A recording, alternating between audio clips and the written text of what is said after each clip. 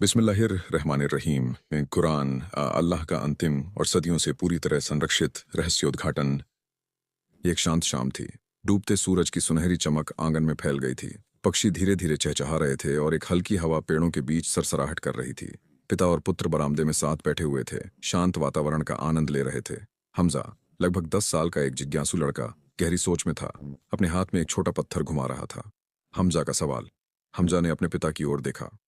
अब्बा, उसने धीरे से कहा, मैं अपने गैर मुस्लिम दोस्तों, हिंदू, ईसाई और यहूदी को यह समझाना चाहता हूँ कि कुरान वास्तव में हमारे सृष्टिकर्ता अल्लाह की अंतिम और अपरिवर्तित किताब है। लेकिन वे मुझसे पूछते हैं, तुम्हें कैसे पता कि कुरान वास्तव में हमारे सृष्टिकर्ता की है? हमारे पास भी अपनी किताबें हैं, बाइबल, तौराह, वेद। फिर मुझे नहीं पता कि कैसे जवाब दूं। क्या आप मेरी मदद कर सकते हैं इसे उन्हें समझाने में? पिता ने गर्मजोशी से मुस्कुराते हुए अपना हाथ हमजा के कंधे पर रखा। पिता का जवाब। मेरे प्यारे बेटे, उन्होंने धीरे से शुरू किया, यह एक उत्कृष्ट प्रश्न है जिसे हर आस्थावान व्यक्ति को स्पष्ट रूप से समझना चाहिए। हाँ, अल्लाह ने पैगंबर मोहम्मद से पहले के पैगंबरों को दिव्य पुस्तकें भेजी थीं, लेकिन समय के साथ लोगों ने उन शास्त्रों को बदल दिया, कभी गलती से, कभी जानबूझकर। और अब जो हमारे पास बचा है वे अल्लाह द्वारा प्रकट किए गए मूल शब्द नहीं हैं।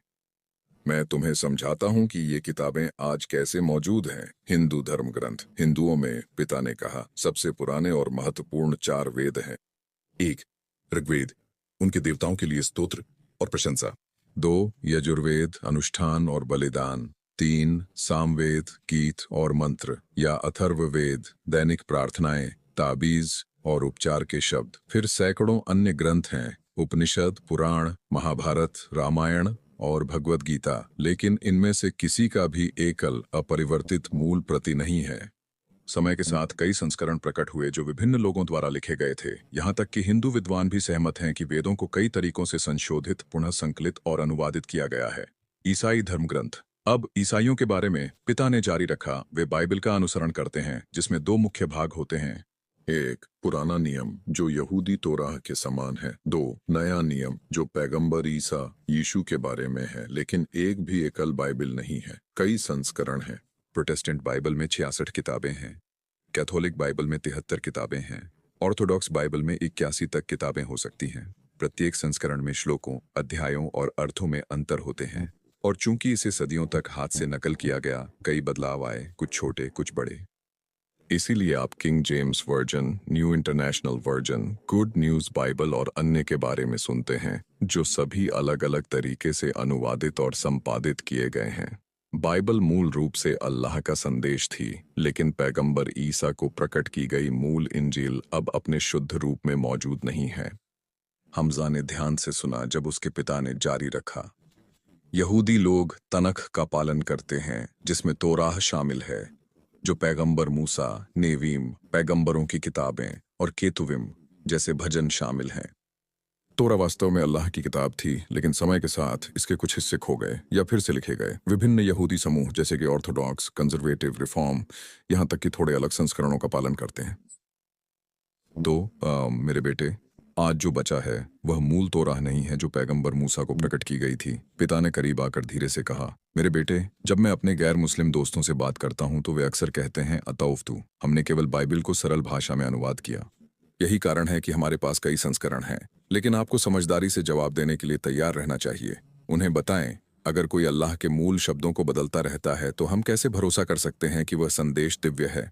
शैतान हमेशा लोगों को अल्लाह की इबादत से दूर करने की कोशिश करता है। वह नहीं चाहता कि हम जन्नत तक पहुंचें, इसलिए वह मानवता को धोखा देता है, यहाँ तक कि अल्लाह के शब्दों को बदल कर भी। यदि पहले के धर्म ग्रंथों के विद्वान अल्लाह की पूर्व पुस्तकों का अनुवाद करना चाहते थे तो उनकी पहली जिम्मेदारी ये होनी चाहिए थी कि वे मूल पाठ को ठीक उसी रूप में संरक्षित करें जैसा कि वह प्रकट हुआ था। संदेश का अनुवाद करना स्वीकार्य है, लेकिन परिवर्त या मूल शब्दों को बदलना नहीं है। दुर्भाग्यवश मूल पांडुलिपियां संरक्षित नहीं की गईं और इसके बजाय लोग नई प्रतियां बनाते रहे। नई संस्करण अलग सामग्री के साथ प्रकट हुए और मूल कभी नहीं बचे।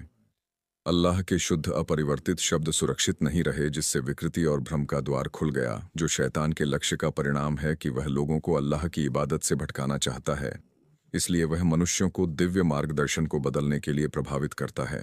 यही कारण है कि उन शास्त्रों के कई संस्करण, विभिन्न पुस्तकों की संख्या और विरोधाभास हो गए। इसके विपरीत अल्लाह ने स्वयं कुरान की रक्षा की। अल्लाह ने वादा किया, निस्संदेह हमने यह अनुस्मारक उतारा है और हम निश्चित रूप से इसकी रक्षा करेंगे। कुरान 1509। इसलिए भले ही लोग इसे बदलने की कोशिश करें, लाखों लोग इसे याद करते हैं, हर सदी के पांडुलिपियां मेल खाती हैं और कोई भी गलती तुरंत पकड़ ली जाती है। यह दिव्य सुरक्षा शैतान की चालों को अल्लाह के अंतिम संदेश को बदलने से रोकती है। इसे एक उदाहरण से समझने दीजिए। कल्पना कीजिए कि आपका दोस्त आपको एक अजनबी के माध्यम से एक लिफाफे में कुछ पैसे भेजता है, लेकिन आपको नहीं पता कि आपके दोस्त ने वास्तव में कितना भेजा। क्या आप बिना पूछे या गिने इसे स्वीकार कर लेंगे? क्या होगा अगर आपके दोस्त ने आपको $300 भेजे, लेकिन अजनबी ने गुप्त रूप से $100 ले लिए और आपको केवल $200 दिए? आप निश्चित रूप से उसे गिनेंगे और अपने दोस्त से पुष्टि करेंगे, उस व्यक्ति पर भरोसा करने से पहले, है ना? उसी तरह यह मामला कहीं अधिक गंभीर है।